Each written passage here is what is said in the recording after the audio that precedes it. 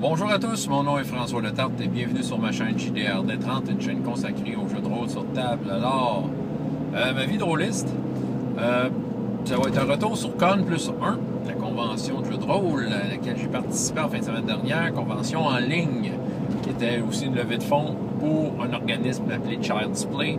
Child's Play qui ramasse des sous pour acheter des jouets, des jeux vidéo, distribués dans des hôpitaux à travers le monde, des hôpitaux d'enfants, pour faire en sorte que leur séjour soit plus agréable. Donc, ben oui, ça a été moi dans mon cas, ça a été deux super belles games. Fait que je veux comme un peu vous parler de ça, en général, de comment ça s'est passé. C'est juste un retour pour le trip. C'est rien de scientifique dans ce que je vais vous avancer là. Peut-être parler de Child's Play. J'ai l'impression qu'ils ont atteint leurs objectifs. Je leur souhaite. En tout cas, ils ont ramassé beaucoup de sous. J'ai reçu mon t-shirt. Je le porte. J'aurais aimé ça vous le montrer. Là. Ça va mal conduire et me déshabiller en même temps. Fait que je me ferai peut-être une photo. Là. Ouais, peut-être ça va être ma photo de la vidéo. Là. Ça va être moi avec le t-shirt de Con plus 1. Bon, ouais, voilà. C'est décidé. OK, mais là, c'est pas de ça que je vais vous parler. Les games. OK. Donc, la première partie que j'ai faite, c'était Défi Fantastique. Et la deuxième, c'était RPGS, le 8e volet en anglais. J'ai été très chanceux. J'avoue que j'avais déjà mes joueurs et depuis longtemps pour ces games-là. Fait que, tu sais, j'étais déjà motivé à faire ces games-là. Surtout que les joueurs, la qualité des joueurs que j'avais, c'était incroyable. Je dirais que la plupart, je les connaissais. Puis que je savais dans quoi j'en m'embarquais. Fait que c'est clair que, tu sais, j'anticipais ça avec beaucoup de plaisir, je vais vous dire, là. C'est que, tu sais, je peux considérer que j'étais chanceux à ce niveau-là. Bon, Défi Fantastique, écoutez, avec du recul, en laissant tomber la poussière et en y repensant, c'est peut-être une des meilleures games de Défi Fantastique que j'ai faites. J'en ai fait des bonnes games de Défi Fantastique. Puis c'est vraiment mon jeu que je préfère. Fait que toutes les fois, il y a de quoi qui se passe. Je suis heureux quand je fais ça. Mais là, c'était encore mieux. Parce que là, c'est non seulement j'étais à l'aise avec le système de jeu, l'univers, tout ça, mais la brochette de joueurs que j'avais, elle était incroyable. T'sais. Bon, avec n'importe quel jeu, il aurait fait une super belle performance, mais moi, c'est ça. Là, de mon point de vue de maître de jeu, c'était encore mieux parce que c'était le jeu que je préférais. Écoute, ils ont fait une gang de nains. Je fournis des pré-tirés souvent dans des parties de convention comme ça, puis à leur demande, en fait, ils voulaient des pré-tirés de toute façon, je leur ai demandé. Mais on s'était pris quand même d'avance. Ça faisait longtemps que j'avais ce groupe de joueurs-là, puis dans notre conversation Facebook que j'avais créée en préparation de ça, à un moment donné, il est sorti en joke que hey, on pourrait faire une gang de nains. Puis c'est resté. Fait qu'ils ont fait une gang de nains. Fait que ça, c'était vraiment incroyable parce que déjà, ils s'embarquaient dans un type de jeu, un style de roleplay. Puis ça, c'était inspirant au bout. Ça a vraiment inspiré des passages de ce que j'ai proposé pour mettre en valeur leur côté nain, si on veut. Dans les 4 nains, il y avait un humain, qui était un humain adopté par les nains de Pont-de-Pierre, l'endroit où viennent ces nains-là. En tout cas, c'était très haut en couleur. Même avant que la game commence, c'était haut en couleur. Fait que moi, j'ai créé pour eux autres des personnages. J'aurais quand même fourni les fiches toutes faites, basées sur un peu ce qu'ils voulaient. Ils m'ont fait en quelques mots une description de « Ah ouais, moi j'aime ça avoir un personnage un peu dans ce style-là. » Fait que c'est sûr que j'y ai été selon ce que je pensais. Puis je leur ai fourni des pré-tirés, des explications sur le jeu à l'avance, que je leur ai fait une vidéo personnelle expliquant leur personnage. Puis voilà, tout était là, t'sais. Je pense qu'on était très motivés. Je ne veux pas vous parler de l'aventure. Je pense que le lien, de toute façon, est en bas. Allez voir l'aventure si ça vous tente. Mais c'est une aventure, en tout cas, qui s'est super bien déroulée. Puis, tu sais, la qualité des joueurs, il est pour quelque chose. Je vais juste parler des joueurs individuellement. Bruno Tremblay, Atomic Fusion, était là. Il jouait une espèce de nain vétéran de la guerre. Puis, Bruno égal à lui-même, c'est pas la première fois que je joue avec lui, puis toutes les fois, c'est solide. C'est intervention, il fait pas d'intervention de trop, il fait les interventions qu'il faut et ça coupe comme un couteau brûlant dans du beurre. C'est ultra efficace sa façon de jouer, puis ça a un impact à chaque fois. Avec Bruno, c'est ça, c'est un jeu. En tout cas, toutes les fois que j'ai joué avec lui, ça a toujours donné ça. Puis évidemment, très impliqué dans le personnage, très impliqué dans ce qui se déroule. Danny Ratburger, qui a joué un prêtre, un nain prêtre de Troff. Danny, j'avais déjà joué avec, mais tu sais, ça date. Tu sais, ça fait peut-être une vingtaine d'années, peut-être un peu plus tôt que ça, là, mais tu sais, ça fait peut-être 20 ans, mais tu sais, on se croise régulièrement depuis ce temps-là, juste dans d'autres contextes que le jeu de rôle, l'épicerie, entre autres. Mais là, c'est sûr, ces derniers temps, le jeu de rôle est revenu un peu plus à la table, puis là, wow, on joue ensemble, là, tu sais. Con plus 1, tu sais, à Défi Fantastique, fait que c'est sûr que j'étais content. Puis je savais à quoi que je m'embarquais avec Danny, je sais que c'est un joueur qui était très impliqué, tu sais, même avant toutes avant The Forge, là, puis que le monde réalise qu'on pouvait faire du jeu de rôle avec plus de roleplay, là, ben c'est ça, mais on le faisait ça, il faisait ça, tu sais, je l'avais vu jouer, il a été dans certaines de mes one-shots, j'ai déjà joué avec lui quand il était maître de jeu à certaines fois, tu sais, je savais quel genre de joueur il était, puis qu'il pouvait en mettre, fait que tu sais, j'étais pas inquiète, puis tu sais, il a joué un prêtre de Troff. Mais si tu sais qu'est-ce qui est pas mal cool de ça, c'est que c'est sûr que je connais ça, le monde de Titan, tout ça, mais tu sais, il y a des détails intéressants. Il y a une richesse à cet univers-là. Puis, comment je pourrais dire, je connaissais le nom Troff, le dieu des nains, mais en fait, si on creuse moindrement dans le lore, c'est que les nains l'appellent sous un autre nom, il l'appelle Kérilim, ce dieu-là. Puis Danny, j'avais partagé un genre de wiki du monde des livres dont vous êtes les héros. Tu sais, un petit article juste pour comme, tu sais, si ça leur tentait de lire ça. Tu sais, j'exigeais pas la lecture de ça. J'avais donné un peu d'explication de qui était ce dieu-là. De toute façon, il n'y a pas beaucoup de choses décrites. Sauf qu'il y en avait suffisamment pour que Danny ait remarqué le détail, comme de quoi que les nains appelaient ce dieu-là Kérilim. Fait que, tu sais, direct en partant, il a pris le bon nom, le nom officiel dans cet univers-là. C'était comme, oh, wow. Puis, tu sais, comment... OK. Tous ceux là qui... Peu importe le jeu, mettons, mais je parle de Donjons et Dragons parce que c'en est un qui est typiquement avec des clercs dedans. Là. Vous voulez voir comment jouer ça un prêtre, vous ne savez pas comment jouer ça un prêtre, comment le rendre vivant, aller voir Danny jouer là, dans ma game. T'sais, il prenait la religion à cœur. Chacun de ses sorts était appuyé d'un geste, d'un rituel qui inventait de fly, mais qui fitait avec le dieu. Puis c'est ça. Fait que je savais que Danny voulait jouer des personnages religieux, qui aimait ça, en fait, qui aime ça jouer des personnages religieux, puis je pense que, on a été servi ici, c'était dans toute sa splendeur. À la fin, j'ai accordé des bonus gratuits, juste de par sa dévotion tout le long de la game. À un moment donné, j'ai comme ouvert une petite porte vers peut-être quelque chose qui n'aurait pas eu accès, mais c'était, il a tellement été connecté avec son Dieu, si on veut, là, avec sa religion, que je n'avais pas le choix de m'amener de le récompenser pour ça. Puis, c'est encourageant, sérieusement, ça met de la vie. Fait que c'était ça, Danny, Sébastien, que je ne connaissais pas. Lui, il n'y a pas de chaîne YouTube, tout ça. C'est pas grave. Pas besoin d'avoir une chaîne YouTube pour apparaître sur YouTube. Ça prend juste le goût de jouer, puis voilà. Il était là pour ça. Lui, il s'est inscrit comme tu sais, lui c'est pas moi qui l'ai recruté, là, il s'est inscrit par lui-même. Donc, j'ai appris à connaître ce joueur-là.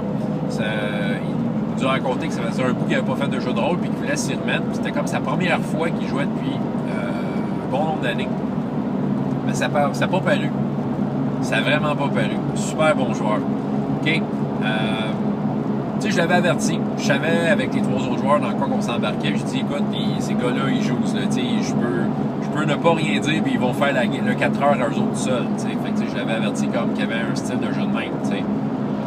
Parce que je sais pas, le gars, c'était quoi son background de jeu de rôle, à quel point, quelle sorte de jeu qu'il y avait. Avec des fois, ça prend un petit avertissement quand tu connais les autres joueurs, puis quelle sorte de dynamique qu'il y avait. Mais il était averti, puis je pense qu'il s'était bien préparé.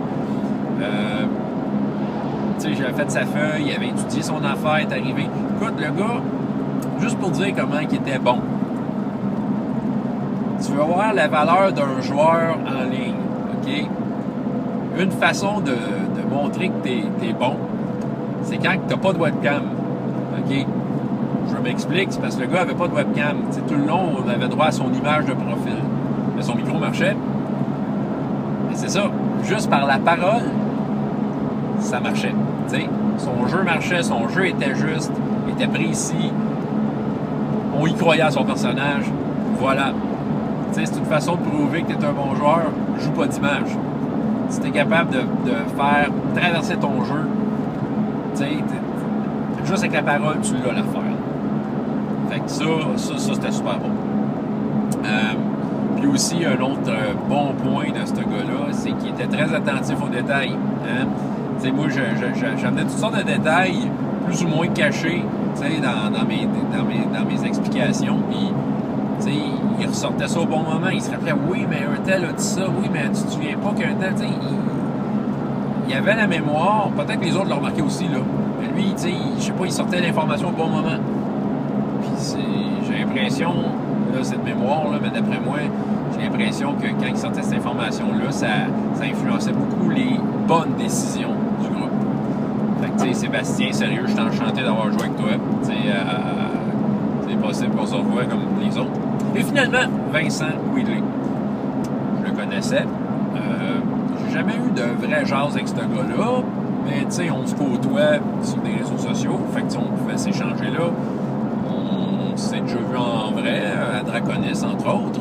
Tu sais, c'est du small talk, là, tu sais. Okay, on n'a jamais eu le temps de s'asseoir et de jaser, de jouer de rôle, tu sais. Mais sauf que je savais à quoi que je m'embarquais. J'avais quand même suivi sa chaîne. J'ai déjà vu certaines de ses parties en ligne. Je l'ai vu comment il jouait. Puis, tu sais, je savais que j'avais entre les mains un super bon joueur, tu sais. Là aussi, j'étais tellement pas inquiète, là. Puis, tu sais, avant que la game commence, déjà, je voyais qu'il était impliqué.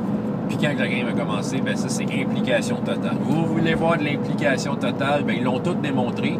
Lui, je pense que ça s'extériorise encore plus. Tu sais, c'est... Quand venait le temps à son personnage d'agir et d'amener un élément nouveau qu'on n'avait pas vu de lui, il prenait le temps d'expliquer quelque chose. OK? Ça rendait son personnage encore plus vivant à chaque fois. T'sais, comme par exemple, à un moment donné, la première fois qu'il a sorti son épée. Là, on a eu une description de son épée.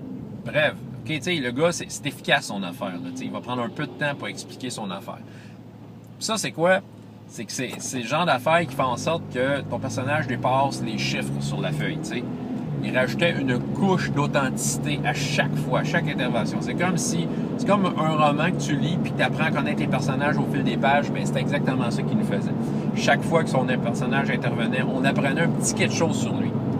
Que c'était improvisé ou quoi, mais reste que c'était senti, puis à chaque fois, son personnage prenait de la valeur. Et c'est quoi le bout de le fun là-dedans? C'est que tu arrives à la fin de la game, puis toute cette accumulation-là d'informations et d'émotions-là qui ont été véhiculées tout le long de la game prend tout son sens dans des moments désespérés comme une des scènes finales où là, ça allait pas bien pour les personnages qui étaient mal pris. Puis on dirait que là, soudainement, on se sent interpellé par les problèmes de ces personnages-là. En fait, on était interpellé par les problèmes de tout le monde parce que tout le monde était vraiment dans le chenoute. Mais lui, tu sais, son jeu mêlé avec ce qui nous avait amené tout le long de la game, tu sais, c'est faisant en sorte que tout était vrai. Là, on croyait totalement son personnage. Fait que, vous voulez voir une bonne performance. C'est ça qui arrive. On avait une super belle table. Ça y fait pour gros une bonne table de jeu de rôle. Puis sérieusement, j'ai trippé. T'sais.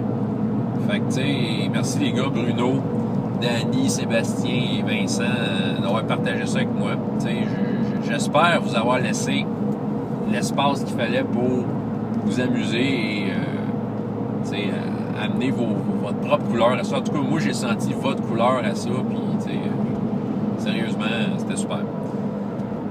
Fait que ça, c'était des fantastiques. C'était vraiment cool. Bon, l'autre game, RPGS 8. Et j'ai appris de quoi, RPGS, cette fois-là? C'était en anglais. Et c'était, pour moi, je commençais la game à minuit. Bon, j'ai décidé de faire le con plus 1, de faire en français et en anglais, parce que j'avais envie de m'impliquer dans la cause à ma façon, en offrant des parties, blablabla, puis en parlant. Pour vous avouer, je commençais à être fatigué. Game de l'intensité des fantastiques, je vais vous avouer, c'était énergisant et drainant à la fois. Je commençais la game, puis je filais pour être plus relax. C'était quand même une partie intense, ce que j'avais à proposer. Il y a quand même des scènes tendues qui pouvaient s'en venir. Puis, je reproduisais un peu la même trame que j'avais utilisé dans la partie en français que j'ai joué il y a un mois avec Sébastien Allard, Marc Vallière et Étienne Harvey, qui a été une autre super belle game. C'était trippant. Mais c'est ça, là, il fallait que je reprenne ça en anglais. Bon, quand t'es fatigué puis que la barrière linguistique embarque par-dessus, ouf, tu sens ta pression descendre. Je computais pas aussi vite. Puis, il y a ça.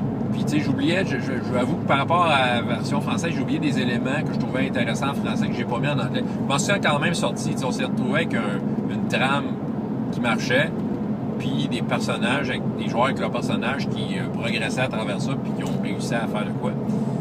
La brochette de joueurs était superbe, par exemple, encore une fois. J'avais Ivan, que je joue déjà à All for One avec lui, puis que je partage la table avec lui à d'autres occasions. Vraiment un super bon joueur. Dave, que j'ai connu dans le dernier RPGS en anglais. C'est un YouTuber que je trouvais intéressant, puis que j'ai comme un peu invité la dernière fois. Je trouvais que c'est ce genre de gars que j'aimerais avoir autour d'une table. Puis là, ça donne qu'il est encore là. Puis Tim, un gars avec qui j'ai joué à l'œil noir pendant longtemps, et à quelques autres games. Puis un des grands joueurs que je considère à qui j'ai joué là, en anglais, là, le gars, c'est un autre qui, sans image, te fait voyager un peu comme le Sébastien de tantôt. Aujourd'hui, exceptionnellement, on le voyait cette fois-là. C'est une des rares fois qu'on le voyait à l'écran, Tim. Écoute, ça a été trippant pareil. On s'entend, on a ri en masse, tout ça, mais j'étais pas tout seul à être fatigué, on était toute la gang fatiguée. Fait que, j'ai l'impression que je me sentais pas à mon meilleur, puis que des fois, ma façon de relier les points ensemble selon ce qui se passait n'était pas aussi efficace. Fait que, il faudrait que j'envoie la game, mais j'ai un souvenir que peut-être j'étais pas aussi cohérent que quand je l'ai fait en français. Il y a peut-être un peu d'incohérence. C'était pas mauvais pour autant, c'est juste une autocritique. Puis je vois que c'est la fatigue qui est embarquée là-dessus. Donc, qu'est-ce que j'ai appris, en fait, d'RPGS 8? Faire 2 games en ligne, c'est tough. Je me souviens de Draconis, j'avais fait 2 games en ligne dans la journée, puis à la fin de la deuxième, là, j'ai été vidé, là, comme si j'avais passé 24 heures debout. C'était raide, mais c'est un petit peu ça. Quand t'es 2 games en ligne, c'est raide. Puis que la deuxième game soit en anglais, c'est encore plus raide. Je pense que la prochaine fois que j'ai à enligner 2 lignes dans deux games, dans 2, enligner, là, 2 games, une après l'autre, là, j'aurais tendance à peut-être mettre celle en anglais avant. Question de conserver mon énergie pour faciliter la barrière linguistique, puis faire en sorte que je reste cohérent malgré cette barrière-là, puis être plus relax pour celui en français. Sauf que si cette année j'aurais fait ça, j'aurais probablement pas eu les 2 belles tables que j'ai eues. Je veux dire, des fantastiques, ces joueurs-là, l'heure marchait pour eux autres. Puis, j'aurais eu d'autres tables, en fait, mais je pense quand même j'ai tiré une leçon de ça. La game, si j'ai 2 games à faire back-à-back dans 2 langues différentes, je vais faire le contraire. Ça va arriver dans les conventions en ligne. Ça se peut que ça arrive encore. Mais, même qu'avant de faire 2 games en ligne, je vais comme peut-être en faire rien qu'une. Garder mon énergie et d'être à mon meilleur pour une game. En tout cas, j'ai appris quelque chose. C'est ça. C'est ça que j'avais à vous partager ce matin, les amis. L'appréciation des 2 games. Oui, RPGS, tant qu'à en parler, le prochain royaume a été sorti. C'est Lyset de Anthony Boyd, Runeslinger lui-même. Donc, j'ai hâte de lire ça. Puis le système de jeu, c'est Sketch. Il était dans ma liste. Souvent, c'est une surprise parce que ça fait longtemps que j'ai fait cette liste-là. Je me souvenais pas c'était quoi. C'est un système de jeu qui a 6 pages. Disons que c'est un système de jeu qui est fait pour, surtout one-shot. Pour une soirée que t'es mal pris, t'as un petit système sous la main. J'ai bien hâte de voir si je vais être capable de faire de quoi de bien avec ça. Ça fait partie de l'expérience. Donc, RPGS 9, soyez à l'affût. Ça se pourrait que j'essaie de faire une game avec du monde, que j'arrange mes heures pour que ça marche pour la France. Je vais essayer d'intercaler France et Québec, parce que c'est ça, il y a du monde en France qui ça leur tente de jouer aussi, puis ça me tente de jouer avec eux autres aussi. Fait que peut-être que la prochaine game va être une en France, puis après ça, l'autre au Québec. Je verrai. Fait que je vous donne un gros scoop demain, mais c'est ça. Fait que c'est ça que j'avais à dire. François Letarte, JDRD30, et jusqu'à la prochaine fois, et autant de plaisir dans la vie que dans les jeux. Au revoir.